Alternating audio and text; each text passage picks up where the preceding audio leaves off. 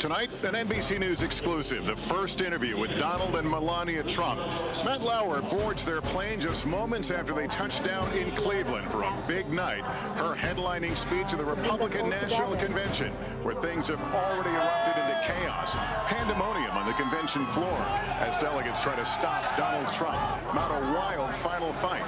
And my exclusive conversation with the man who's not here. Ohio's Republican Governor John Kasich responds after Trump's campaign manager accuses him of embarrassing his state. Our primetime coverage from Cleveland begins right now.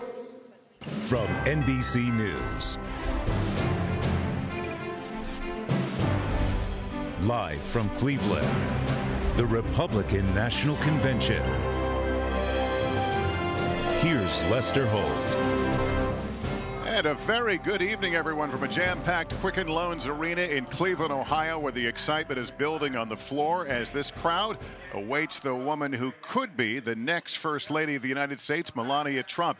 It's been a wild day inside this arena. Here with us for all of it, Chuck Todd and Savannah Guthrie. We should note, between Texas and Colorado, I believe. Very easy to see Texas. You don't miss them with the hats. Texas with the big hats. We thought there would be fireworks coming in here, and we saw them a bit earlier. The Stop Trump movement, maybe its last gasp. It was, and it was loud, and they tried to get a full-fledged roll call. They were trying to out sort of the soft Trump supporters, seeing what they could do. But Trump and the RNC, they gavelled their way out of it. However, I talked to some delegates tonight who are not part of the Never Trump movement, who didn't like how the RNC and the Trump campaign treated these folks. This could become a problem later in the week, just for how they treated the detractors. You know, I think of political conventions as an outreach for the party to reach people that may not have been paying attention. But Savannah, the tone we've heard here over the last couple of hours, more akin to a rally speaking to the believers. So far tonight, we've heard a lot of red meat for the party base. So that's part of what a convention is about. But as you mentioned, it's also another audience, an audience at home, not sitting in this room. And it's always the mission of a candidate to then expand out that message to the general electorate. It's early in the convention. We'll see if they can do it. By the way, Donald Trump breaking with tradition tonight, going to actually be on this stage to introduce his wife, Melania. Usually we don't see them to the very last night of the convention. There was a lot of excitement when he came in the building. Everyone got the word that he was coming in, so we expect to see him very quickly. Stay with me, guys. We want to take you to the tarmac at the airport here in Cleveland early this evening, where our Matt Lauer boarded the Trump plane moments after the Trumps touched down here in Cleveland. An exclusive conversation with Donald and Melania Trump ahead of her big speech. Here's some of the conversation. You guys have flown on this plane all across the country for the last year or so. Did this flight feel different? Was there a different energy on the plane? A little bit. There's a lot of energy right next to us, right in that hall. There's a lot of energy going on. Is it surreal to finally be here? We've talked about this week for so long, Mr. Trump. Is it surreal to be here? I think it's just a great feeling. It's a great accomplishment, but the real accomplishment, and you know what it is, make America great again. That's what I'm doing it for. That's why I'm doing it. It's a lot of work. It's a lot of activity, but I will say, you see that hall, you see the kind of enthusiasm they have. They want to see something happen, and it's make America great again and safe again, man. One part of the campaign ends in that hall tonight. Another part begins. Your wife is going to get to speak to the delegates about you. Has she gone over the speech with you? Did you practice it on the plane? I read once over it, and that's all, because I wrote it and with a little help as possible. So. Are you nervous? It would be okay to be nervous. I'm excited. Yeah? Yeah, it's an exciting night. What do you want to tell the delegates, Mrs. Trump, about your husband that they haven't learned in the last year? Well, I will tell it in the speech, and he's an amazing... It was good. She's learned a lot from you. That was really good. Go ahead, continue. So he's an amazing guy, and he really wants to bring America to a next level. Matt is going to have much more with Donald and Melania Trump tomorrow morning on Today. We expect to see her maybe in about 10 minutes, or running about 10 minutes late. And Rudy Giuliani, former New York mayor, is right now speaking to the crowd. And as I look at the numbers here, that puts him about 10 minutes or so behind. I think it was not an accident. I think they want Rudy in this 10 o'clock hour. Well, Giuliani got himself in prime time one way or another. Let's go to our correspondents. They're out on the convention floor. We've got Hallie Jackson, Andrea Mitchell, and Peter Alexander. And Hallie's right by the VIP box. Hallie, who do you see who you've been talking to tonight? Hi there, Savannah. We're actually just leaving one of the areas near the convention stairs because a protest just erupted outside. We're actually being told to move here. We were over at the VIP box. What you saw was Donald Trump's convention, night one, interrupted like so many of his rallies by a protester, this particular one from Code Pink. In the meantime, we're going to show you the VIP box just over here.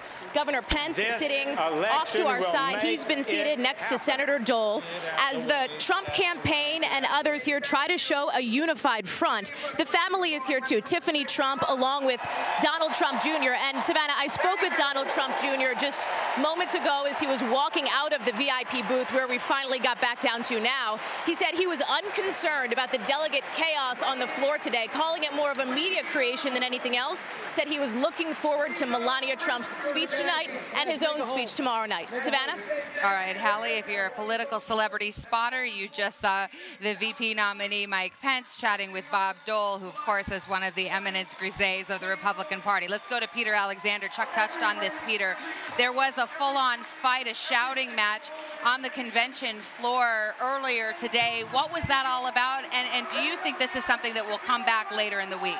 Well, I think that potential exists. We're here in Ohio. Of course, this is a state, as Rudy Giuliani brings this crowd to its feet. Ohio, a state that no Republican has won the White House without winning, but it's also a state that feels like it got a gut punch, as one delegate described it to me. Its home state governor, John Kasich, basically taking a series of insults from the campaign manager for Donald Trump and from Donald Trump himself, saying, in effect, his campaign manager did, that it's an embarrassment what he's done. Some of these delegates saying, in the past, they were right there at the 50-yard line. This time around, they've been exiled to left field. A president who speaks his mind, and not just when it behooves him to do so, who doesn't have to run a focus group or use data analytics to be able to form a simple opinion, who says what needs to be said and not just what you want to hear.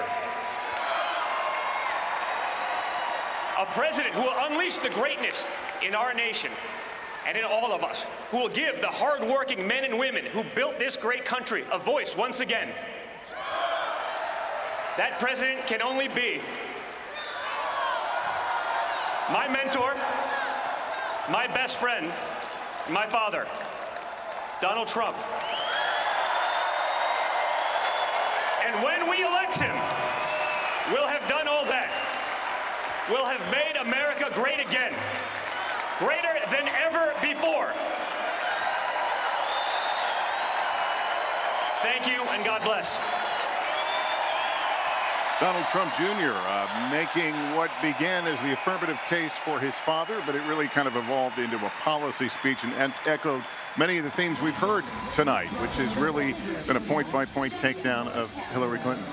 I'll have to say it was, thought it was very helpful at the beginning. I was surprised how negative he went at Clinton. We were all talking about this. I think we all were, because the family is sort of the positive, optimistic, and they have been during this whole campaign. All three kids who have been really involved in the campaign, Eric Trump, Don Jr., and Ivanka, have always been more of the light. Right. You know, he's been, the candidate's been the heat. They've been the light. And here Don Jr. came with some heat. Yeah.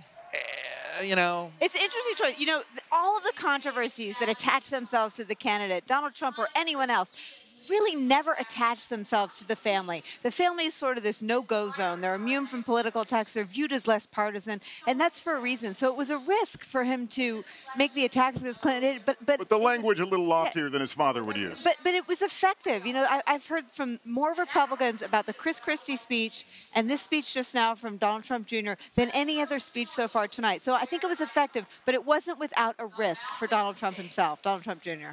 We don't usually hear a candidate's family member talk policy, but as you mentioned, he effectively made the case. But let's hear how it went over on the floor. Hallie Jackson's down with the New York delegation. Hallie, how did everybody receive it?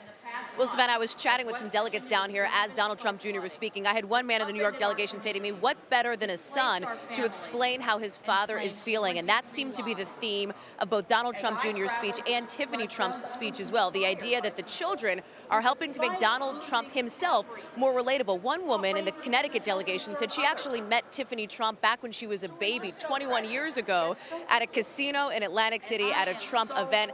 It's a sign of just how long these children have been in the spotlight just like their father. Their message, aspirational, the idea from the campaign being try to personalize Donald Trump, show that there is more to him than the public often sees on stage. And at least for some of the delegates out on the floor tonight, Savannah, it appears to have worked. A lot of delegates have said that they think those children are such a credit to Donald Trump, and they are performing this task of character witness tonight. Peter Alexander's on the floor as well. He's at the VIP booth, and there are a lot of family members watching these speeches tonight. Yeah, well, Donald J. Trump Jr. just got a standing ovation from his siblings. They've just cleared out. You can see Donald Trump's running mate, Mike Pence, there as well. As soon as Junior's speech was done, he looked at Junior's siblings and he gave him a thumbs up. He said, wow. Ivanka and Eric, two of the siblings, also looked at me and gave thumbs up. They were confident that this was a well-delivered speech, the kind of speech that they were hoping Melania may have given in effect yesterday. That's the reaction they were looking for. What's striking is that this is as much a pageant about a party as it is a pageant about a family and a personality. 6 Trumps speaking this week, just 4 nights for this convention.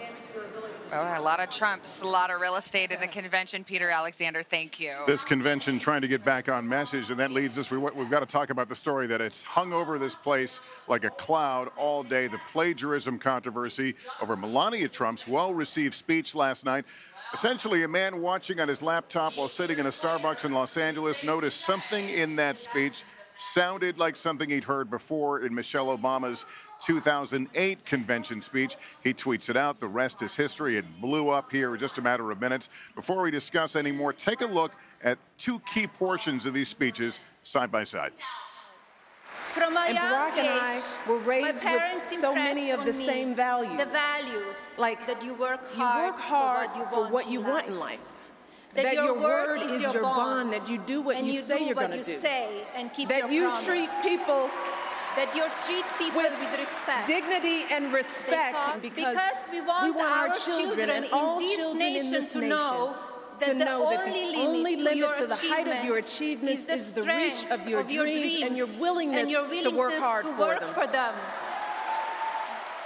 Nicole, have we made more of this, or did the campaign make more of it by its mixed responses to all of it? Yeah, the campaign really handled this badly. And here is, I want to say something about spouses. Both those women are beautiful, powerful, effective speakers on behalf of their husband. And Melania Trump does not bear the responsibility for what happened, but she's paying the price for her husband's campaign, which is a freewheeling pirate ship, as Newt Gingrich called it. And it is so ironic to me that the chaos that her husband embraces ended up really tarnishing her near-perfect image so far in this campaign season. You know what was notable today, Lester? We didn't hear from Donald Trump on this subject. They issued a statement, and then there was an array of surrogates coming out, and for the better part of the day saying, there's no there there. This isn't any plagiarism. Any similarities are purely coincidental. They had one RNC surrogate who was saying, you know, My Little Pony's character also expressed some of these same sentiments, and yet people can hear it side by side. The similarities are striking. It's not the end of the world. It's a sloppy mistake, but by having advisors come on and deny it, it stretched the story out and ensured that it was continued to be discussed right up until but it also highlighted, it also reminded us that this is a campaign that is just not got all of it. It's not running on on full speed here. There's too many gaps in it, and it was only a matter of time that this sort of chaotic version of a campaign, that they were going to pay a price for it. And of all people to pay the price, his wife. The candidate's wife. It's got to be killing him. Let me get Andrea Mitchell to this. Andrea is working down at the podium and was there last night during the speech. Andrea, what are your thoughts? Well, first of all, that it was a beautifully delivered speech. It was a home run from her perspective.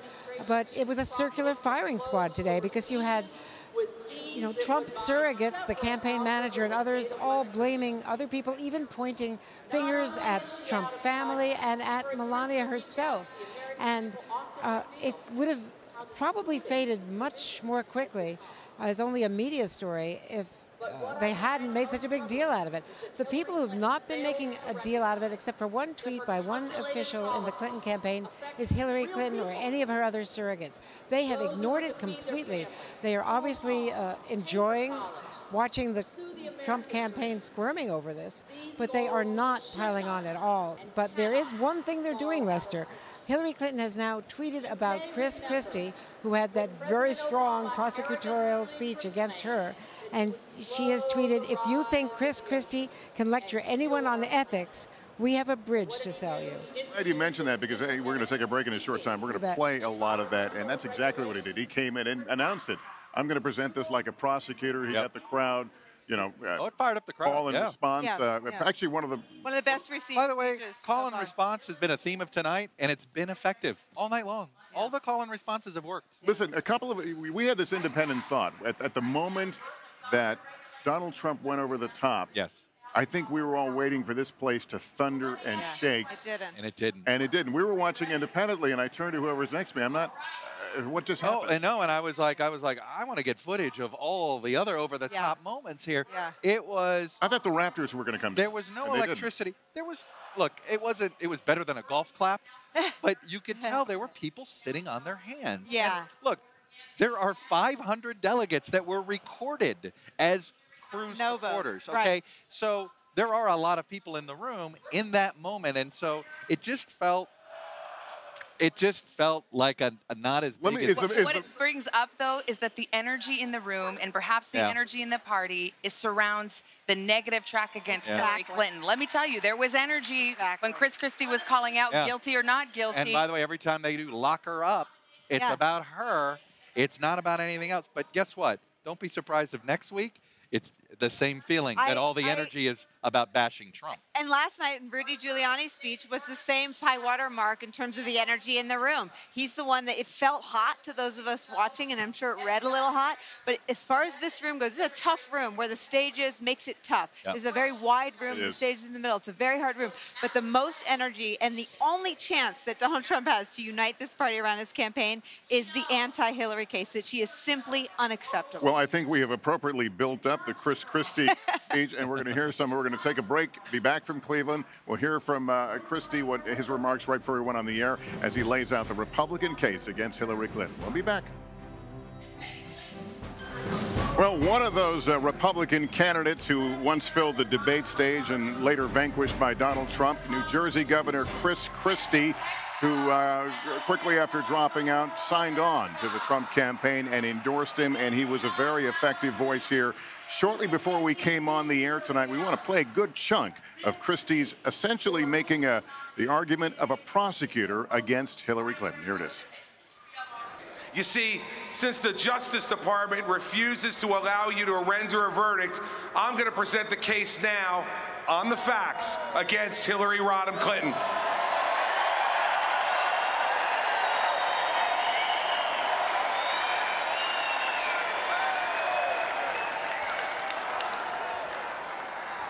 Now, she was America's chief diplomat. So let's look around the world at the violence and the danger today in every region that has been infected by her flawed judgment. But I'm going to be specific so that you can render your verdict tonight on the basis of the facts. Let's go to North Africa.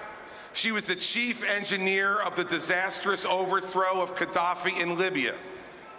Libya today, after Hillary Clinton's grand strategy, their economy's in ruins, there's death and violence on the streets, and ISIS is now dominating that country.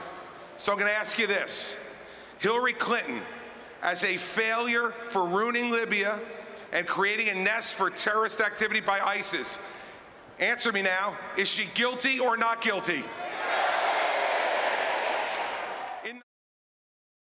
While many of the big names in the GOP decided to stay away from this convention, there are some marquee names addressing the delegates here, including the Speaker of the House of Representatives and the Senate Majority Leader. We want to take a moment to show you some of what they said here tonight.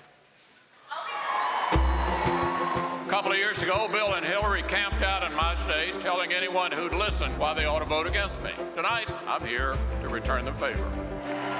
We must reignite economic opportunity and the American dream for everybody. The next time that there's a State of the Union address, I don't know where Joe Biden or Barack Obama are going to be, but you'll find me right there on the rostrum with Vice President Mike Pence and President Donald Trump.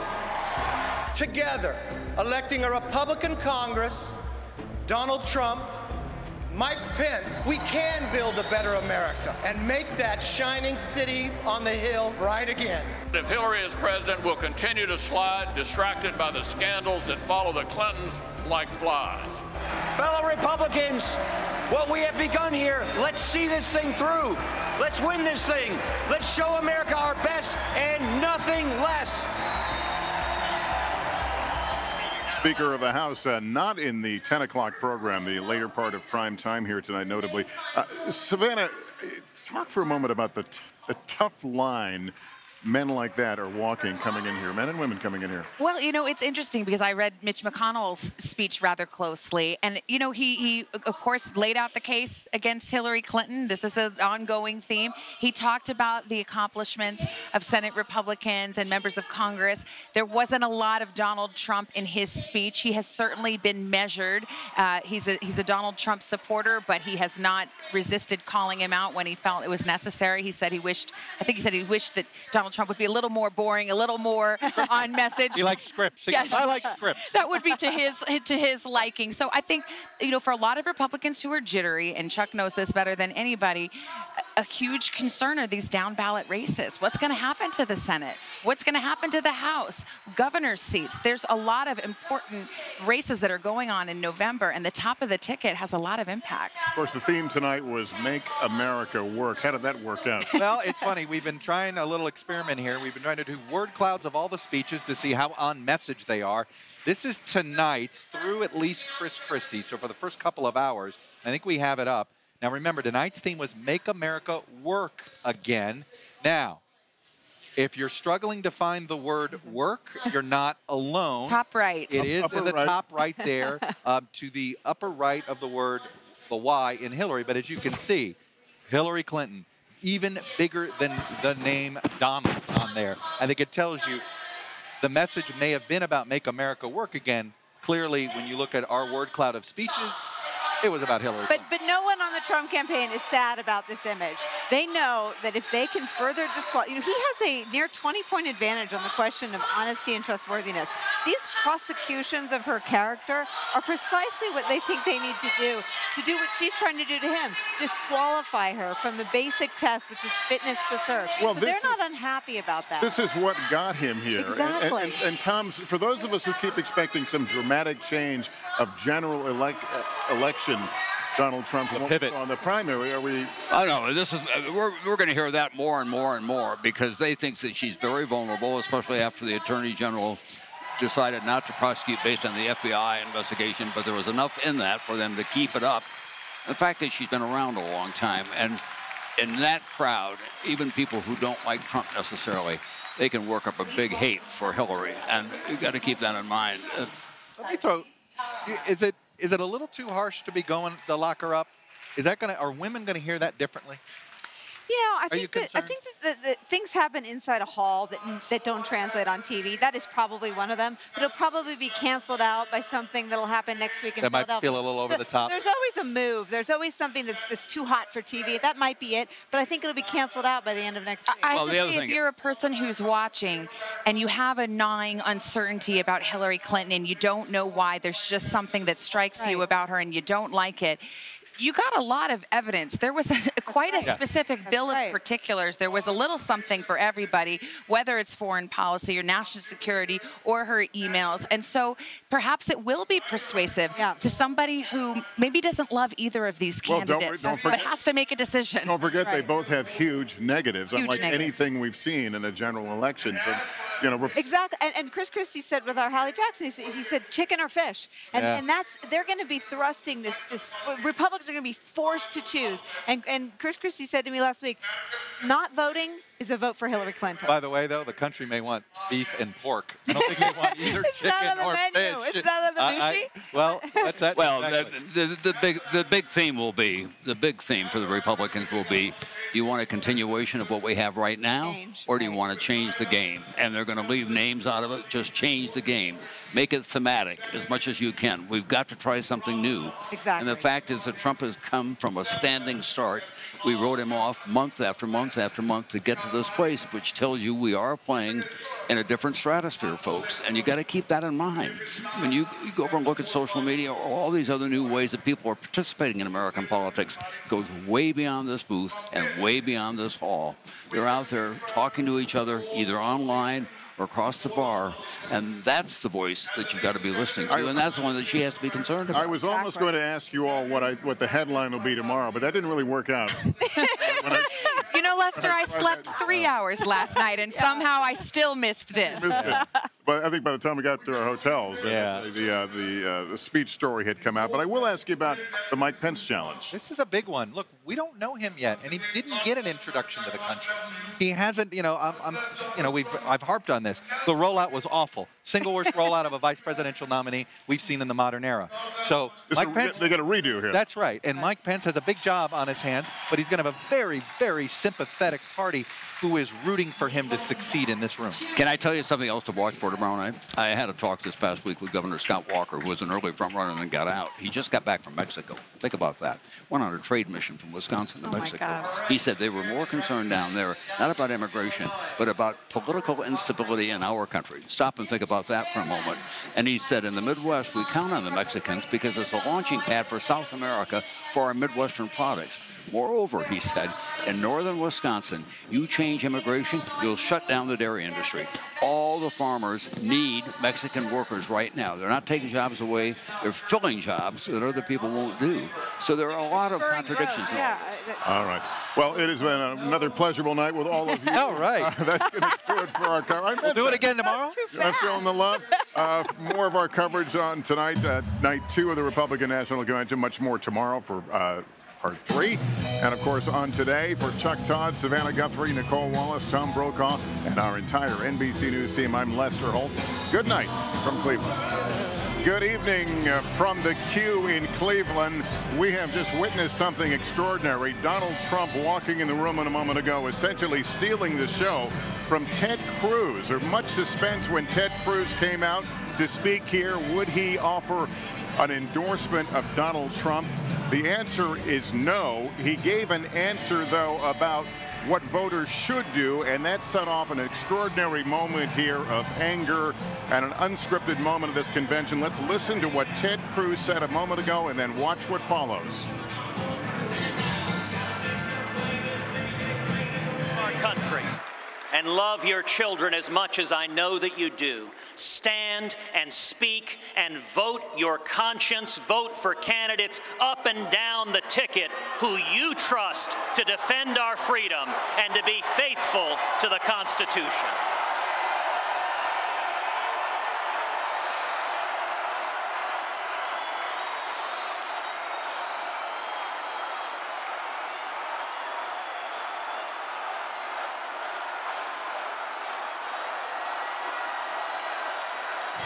The New York delegation, we began to hear boos. There are shouts back and forth across the room, and then within a few moments, Donald Trump appears. Let me bring in our panel right now, Chuck Todd, Savannah Guthrie, and Nicole Wallace. Chuck, walk through how extraordinary what we just witnessed. Well, it's an extraordinary moment. Here we are, Wednesday night. This is Mike Pence's night, introduction to the country, but of course, Ted Cruz hadn't had a chance to address this convention. The Cruz and Trump campaign did cut a deal and they knew that they weren't sure what Cruz was going to do. And sure enough, he decided not to fully endorse as what you did. What makes this extraordinary is, again, this is Mike Pence's night, but the news is going to be Cruz not endorsing. This is not since Ted Kennedy, Jimmy Carter had to chase Ted Kennedy around the 1980 convention basically hoping that Kennedy would raise his hand and endorse, and essentially many Carter people believe Kennedy ruined Carter's convention. Many Trump people will believe that Cruz just ruined at least Mike Pence's night and maybe this third night of the convention. You know what else is fascinating, Lester, is up until this moment you just described, Ted Cruz owned this room. This is a raucous crowd of thousands of people. They were rapt. They were listening. You could hear every word that Ted Cruz was saying. He was having a moment. Then when he decides not to endorse and he says, vote your conscience, that's a code word for this room. That means you don't have to vote for Donald Trump if you don't want to a lot of these delegates. And because of that, there was started to be this big protest. Donald Trump literally stole the spotlight. So when Ted Cruz walked off, he didn't get a standing ovation that we saw. All eyes, once again, were on Donald Trump. And you know what's so interesting is that was the fork in the road for Ted Cruz. The speech was beautiful. He is the first person all week to talk about race, to talk about the tragedies of the last 2 weeks, to talk about freedom. But he lost all that speech. No one will know that speech. Vote for the candidate who can't be bought, sold, purchased, bribed, coerced, intimidated, or steered from the path that is right and just and true.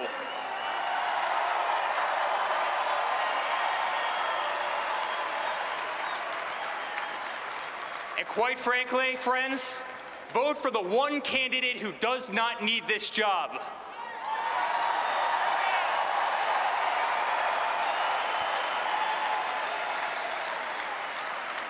Never have I been more proud to be a Trump.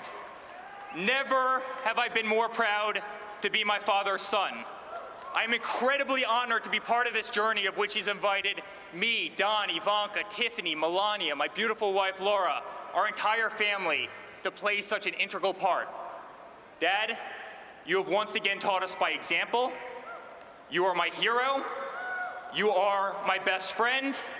You are the next President of the United States.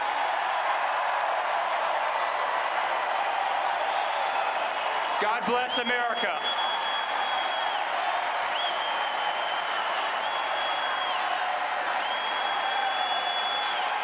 All his colleagues in the Bush administration Eric Trump speaking with his father, looking on here in the VIP seats inside the arena. As he was speaking, this arena took a power hit, and you may have noticed the tickers, the video screens behind him all went to black. We're told that should be restored in a couple of minutes. It didn't affect any of the technical power of the cameras or other lights, but clearly some of the backdrop of the stage. Eric Trump, one of the big speeches tonight, but all this overshadowed by what took place shortly before we came on the air tonight. Ted Cruz, much anticipation when he came up on the stage. Would he endorse Donald Trump after their bitter campaign? He did not. In fact, not only did he not, but he called on people to vote their conscience. That led to protests. Let's play the moment.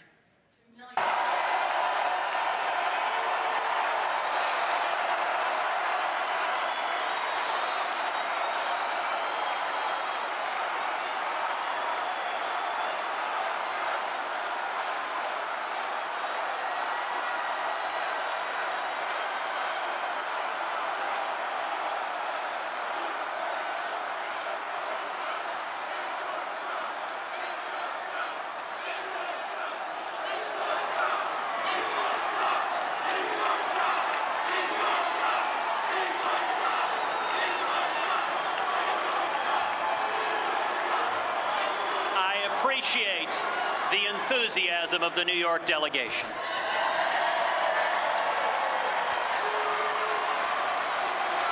Cruz, and again, what set this off, the quote was, to those listening, please don't stay home in November. Stand up and speak and vote your conscience. Vote for candidates up and down the ticket who you trust to defend our freedom and be faithful to the Constitution. What many in this crowd were looking for was vote for Donald Trump, and that didn't happen, and that has set off a lot of angry nerves here.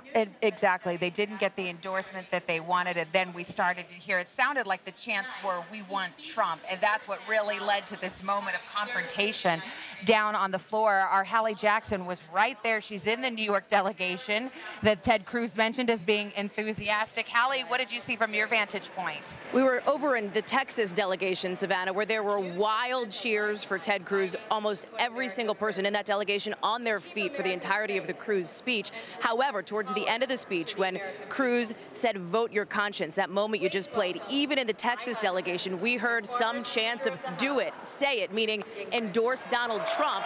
We then came over to New York, which had been booing. There were chants of endorse, where we found Representative Peter King. Representative, tell me what you thought of that moment with Ted Cruz.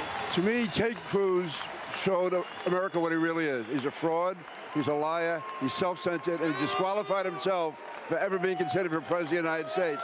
He took a pledge to support the nominee. Tonight, this is the Ted Cruz that I've known, unfortunately. He cannot be trusted, and he's not a true Republican. He's not a true conservative. He's totally self-centered. Tonight, I never saw such outrage and anger on the floor as I saw Ted Cruz tonight, and he deserved every bit of it. He's a total fraud. What about those who support Ted Cruz's message here tonight? Are they then not true Republicans or true conservatives either?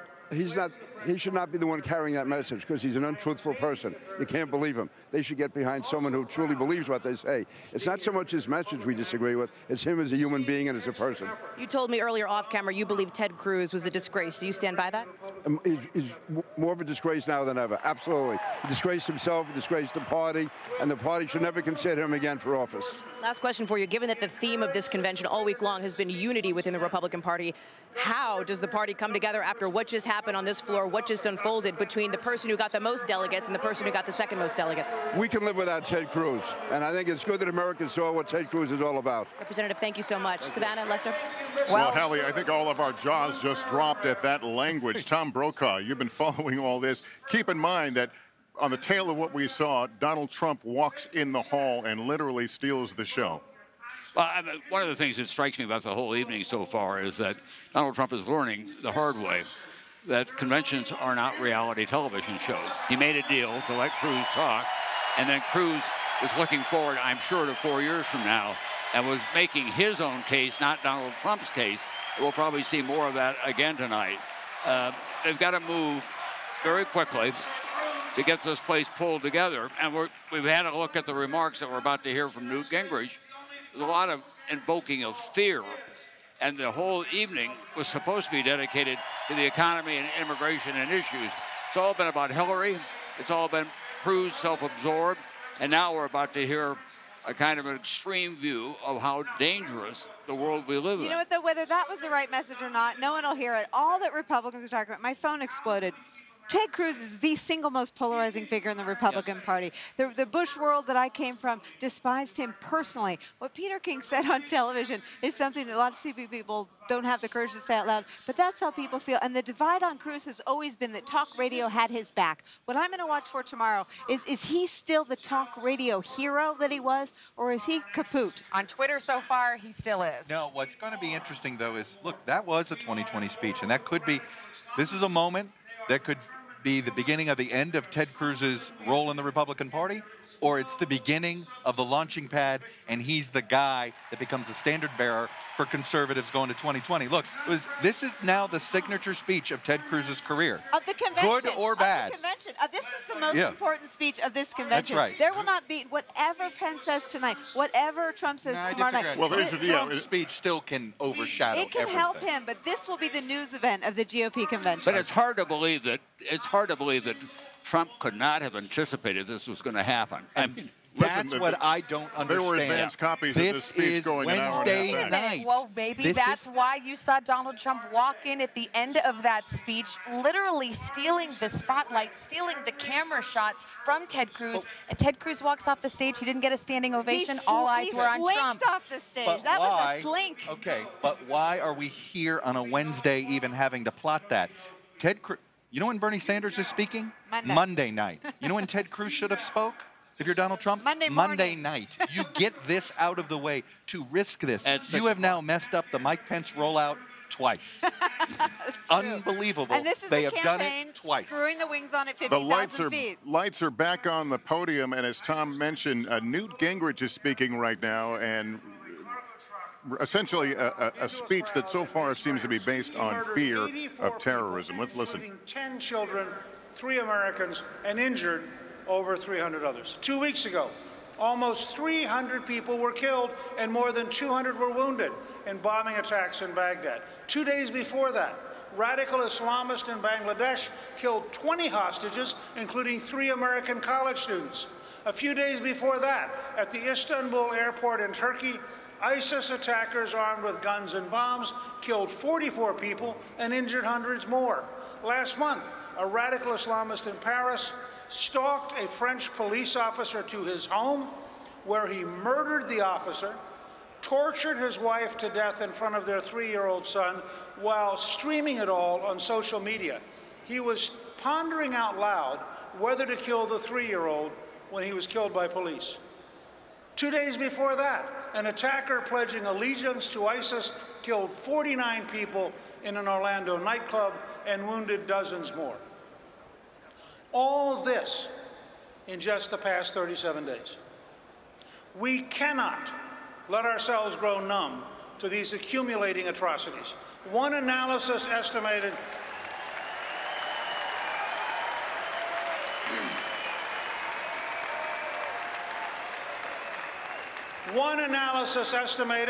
that since January of 2015, some 30,000 people have been killed at the hands of terrorists.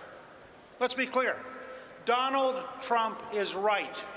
We are at war with radical Islamists. We are losing the war, and we must change course to win the war.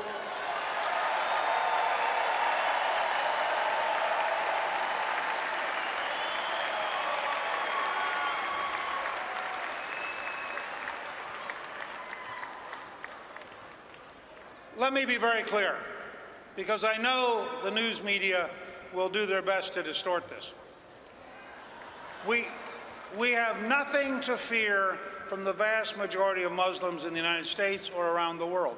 The vast majority are peaceful. They are often the victims themselves. They are people we'd be happy to have as our friends and neighbors. The challenge is when even a small percentage of 1,600,000,000 people support violence against those who disagree with them. That is still a giant recruiting base. For example, Pew Research finds that only 9% of Muslims in Pakistan view ISIS favorably. Unfortunately, 9% is 16 million people, and that's just one country. So the truth is, although we are losing the war with radical Islamists, we have been very lucky. The danger we face is much worse than the horrors that happened in Germany on New Year's Eve when 1,200 women were assaulted. It's worse than what's happening in France, where there are stabbings of Jews in the streets, and the nation's security chief warned recently that Europe is, quote, on the brink of civil war. It's worse than what's happening in Israel, where average citizens fear for their lives. Newt Gingrich painting a very dim view of the future and stoking fears of terrorism in his remarks here to this convention, but everything seems to have been overshadowed by what occurred just before we went on the air as Ted Cruz offered a non-endorsement calling on people to vote their conscience, which set off some angry demonstrations here on the floor of the convention. We want to go to the Texas delegation right now. Andrea Mitchell has made her way there. How was all that seen from the Texas side? Well, some mixed reactions, but even some of the Cruz supporters here were not happy that there was no endorsement. Let me talk to a couple of you guys here. David Foreman, how did you feel about Ted Cruz's speech? Should he have been more explicit and endorsed? I liked his speech. You could take out of his speech that he's united with Trump, but I expected and I want him to publicly say that I stand with the Trump campaign, that I expect my people to stand with the Trump campaign. I want it publicly. This election is too important for us not to unite. We're all Republicans. He's a Republican.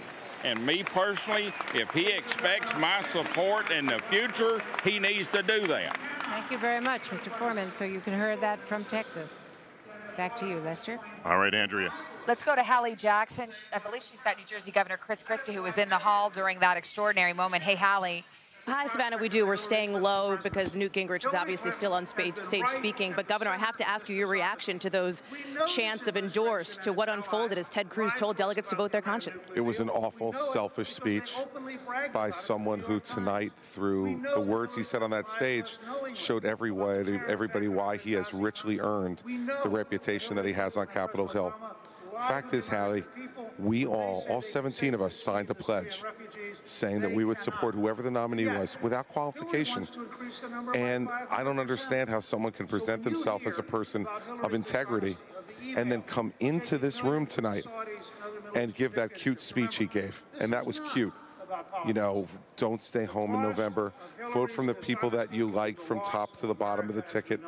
I just think it was an awful performance by someone who showed himself tonight to not be a man of his word. Governor, thanks so much. Savannah, back to you. All right, Hallie Jackson with Governor Christie. And let's now go to Katie Torr. She covers the Trump campaign. And as I understand it, Katie, you have some information about that entrance we saw, rather unexpectedly, it seems. Multiple sources in the campaign say that they were only expecting Ted Cruz to speak for about 10 minutes. This conflicts with the prepared remarks that reporters were sent earlier in the day, speaking for about 22 minutes. Ultimately, Ted Cruz spoke for about 23 minutes, and that is why I'm told by sources within the campaign that Donald Trump made that early appearance. To give you guys some color of what it was like on my side of the room, folks that are sitting behind me and up in the rafters were screaming, "Keep your pledge," over and over again. Keep your pledge. We want Trump. Booing, demanding that Ted Cruz get off the stage, giving him a thumbs down. We have but one choice, and that man is ready. This team is ready. Our party is ready. And when we elect Donald Trump, the 45th President of the United States, together, we will make America great again. Thank you. And God bless you. And God bless the United States of America.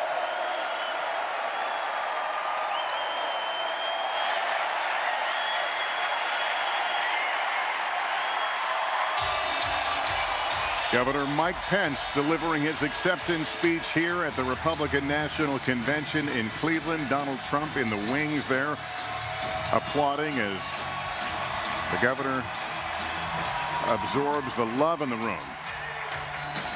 I have to say that that ending kind of fell flat there a little bit. I'm missing the rush to the stage. But Trump did make up for it by giving him an air kiss right there, Chuck. We have not, by the way, seen the traditional clasp of arms held high. But you know what? That's what this is about. These guys are outsiders. I think Trump might not even know that's what he's supposed to do, but they're just getting to know each other. I mean, I think the chemistry will come. And yet they separate here, and Donald Trump goes back in the wings. Mike Pence. Tom, have you ever seen this, Tom? What is this? Trump just walked out on him. We saw this during the initial rollout, if you recall. All right, here comes Pence's family. So where's Trump?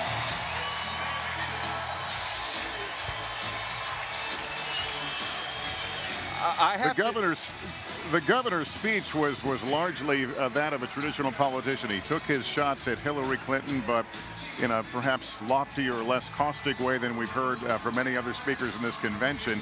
But I've got a couple of slack-jawed colleagues here. I just can't believe. I mean, look, this convention's a mess. Let's not. It's now Donald Trump.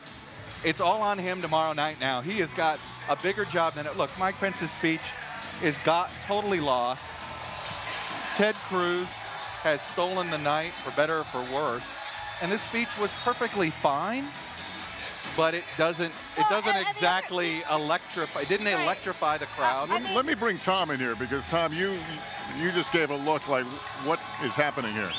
I've never seen anything quite like that, where Trump comes out, it gives him a perfunctory kind of thumbs up, gives him a little, and then walks off the stage. The traditional way of doing it, grabbing the hand, holding it up, walking back and forth together. Even Nixon with Eisenhower grabbed him and said, "Don't we have a great president?" Startled Eisenhower, but at the same time, that was the lingering thing. I do think. I can't believe this. The thing that's actually shocking about it is, you say you're generous, Nicole. You're saying these are outsiders. Someone should have briefed them. Hey, give everyone the moment. Stand together. Let them witness. Let them see the ticket.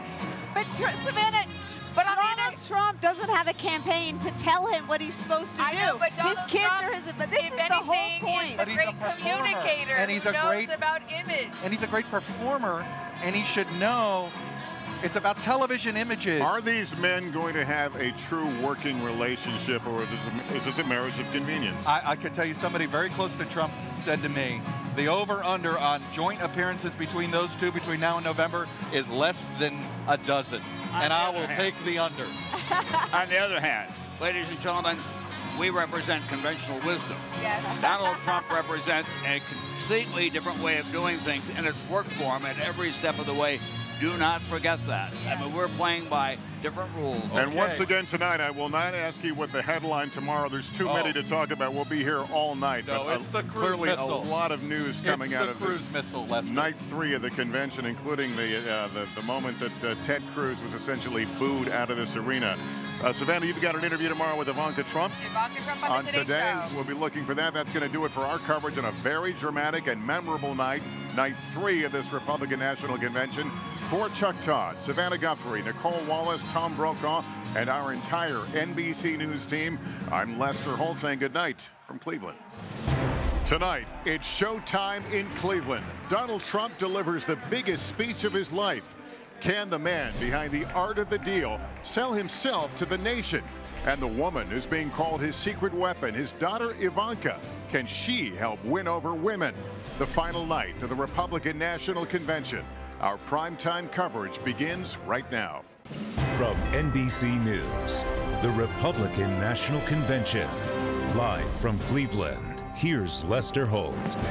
Good evening, everyone, from the Quicken Loans Arena. Virtually every usable seat here filled tonight as we await Donald Trump to take the stage on this last night of the Republican National Convention. This building is saturated with cameras, positioned to capture virtually every angle from the podium to the convention floor as Mr. Trump accepts the nomination and outlines his vision for America. His daughter Ivanka about to introduce him, but first let me introduce our panel: Chuck Todd, Savannah Guthrie, Tom Brokaw, and Nicole Wallace. Good to have you all here again. If I can get a sentence from each of you and what you're looking for tonight, Savannah. One sentence: instill confidence, semicolon, look like a president, not a celebrity. All right, Chuck. Can he speak outside the arena? He always feeds off a crowd inside the arena, but the audience outside matters more tonight. Tom Brokaw. All those prominent senators and congressmen who are Republicans and stayed away from this have been waiting for him to pivot.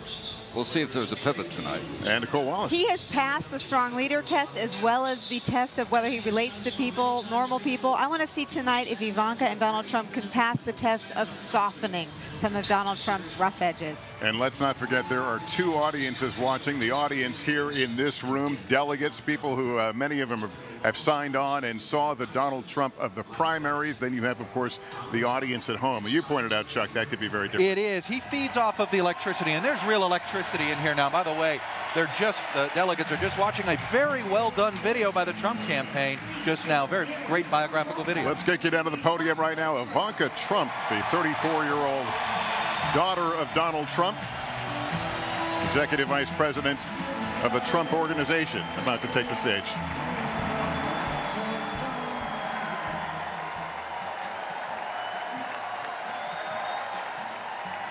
Good evening. Thank you. 1 year ago, I introduced my father when he declared his candidacy. In his own way and through his own sheer force of will, he sacrificed greatly to enter the political arena as an outsider. And he prevailed against a field of 16 very talented competitors. For more than a year, Donald Trump has been the people's champion. And tonight, he is the people's nominee.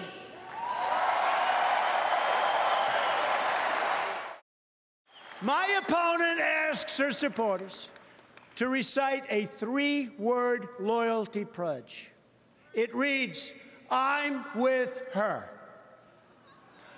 I choose to recite a different pledge.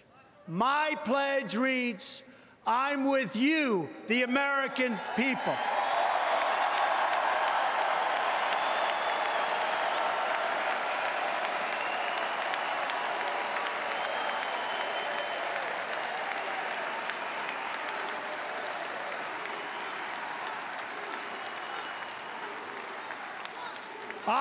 am your voice.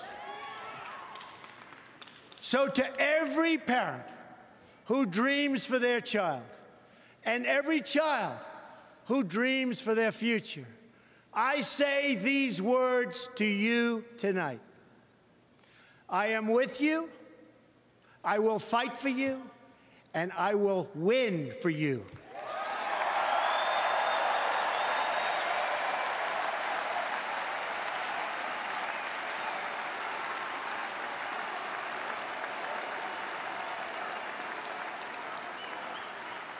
To all Americans tonight, in all of our cities and in all of our towns, I make this promise. We will make America strong again. We will make America proud again. We will make America safe again. And we will make America great again. God bless you and good night. I love you.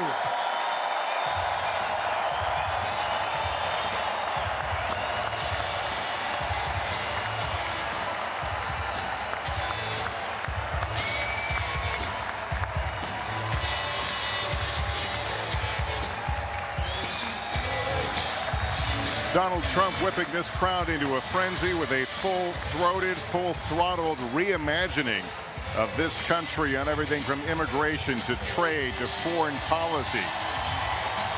It was a speech, as he's joined by Melania Trump, a speech that was filled with bold proclamations, bold promises, promises to restore safety in America on the day of his inauguration. But there were some subtle departures from some of the more controversial stands that he has taken along the way, including no specific mention of the Muslim ban. Chuck Todd. You know, Lester, I thought it was an extraordinarily dark speech. There are going to be many Americans who say he's describing, I don't recognize that America. There are going to be others that say that is what I think I see, or that is what I think I feel. But I'll tell you, it was dark. And he obviously used the words law and order or law and talked about restoring those things. It was a dominant part of the speech. In fact, it was interesting. He used some forms of the word law and order or lawfulness 18 times. By contrast, the two biggest buzzwords of the conservative movement for the last 10 years have been freedom and liberty. He never uttered the word liberty, and he only uttered the word freedom once. Greeting Mike Pence now, his vice presidential running mate, and the Pence family as the Trump and Pence families meet there on the stage. Tom Brokaw, your thoughts? Well, these are the themes that got him to where he is, this unlikely journey, which began more than a year ago. But tonight we saw them delivered on steroids. People in this hall see him as a man on a white horse who will lead them to some kind of a sanctuary and then pull the drawbridge up behind them. Others looking in are going to see someone they'll only think of as a demagogue of some kind. What you talked about, he kept coming back to the themes of we're going to win, we're going to crack down on terror, we're going to crack down on law and order. And Hillary Clinton, until she took office as Secretary of State, the Middle East was a land of milk and honey until she raised her hand and accepted that office. That will be a very hard sell, but obviously he has teed up who he wants to. I've been doing this a long time. I have never witnessed somebody who came from where he did, got to this place, used the language that he did as to run for president of the United States. You cannot underestimate, however, we are playing by different rules now. Social media, his fans and social media will be all over this tonight and help promote Donald Trump. Fireworks going off over Lake Erie in unison with the balloons now dropping over the Quicken Loans Arena. Nicole, I had mentioned coming out that there was not a specific Muslim ban, as we have heard along the way. He changed it to suspend immigration from countries compromised by terror. How significant is that? It's a significant pivot, but it might be the only one, as Tom Brokaw said. You know, listening to this, I was struck by two things I always believed during my 2 decades in Republican politics. One, the voters always get it right. And two, the Republican Party that I worked for 2 decades died in this room tonight. We are now represented as a party by a man who believes in protectionism, isolationism, and nativism. And those were the forces that George W. Bush, and I believe John McCain too, were most worried about during their times as the leaders of the Republican Party. Comment. You believe the party died tonight? Well, the voters picked this guy. This is where the Republican Party is now. They now are attracted to those forces of isolationism and protectionism. But the party I was part of for 2 decades is dead. Well, part of the reason he's successful, on the other hand, is that a lot of people believe that that party didn't deliver, and it created the system that we're dealing with today, that it became absorbed in raising a lot of money and advancing the individual office holders who were there. And let's just say they think it failed. I mean, they think that the policies of the Bush era failed. We Let's could look be at it this way, though. we could be at a transformational moment in American politics. They say he set some pretty high expectations by saying he's going to make the streets safe, the borders will be secure. I mean, these are huge promises he's made, and I think I'm so curious to see how this speech is received in the room. I think it was incredibly compelling and the people loved it. But it really comes down to which version of America do you think you live in? Right. You know, on the one hand, you have him giving a bill of particulars that is downright dark. It's ominous. I kept thinking about the Lego movie theme song, Everything is Awesome. Yeah. And this was Everything is Awful. And if you think you believe in this America, if that strikes, it resonates as true to you, this will appeal.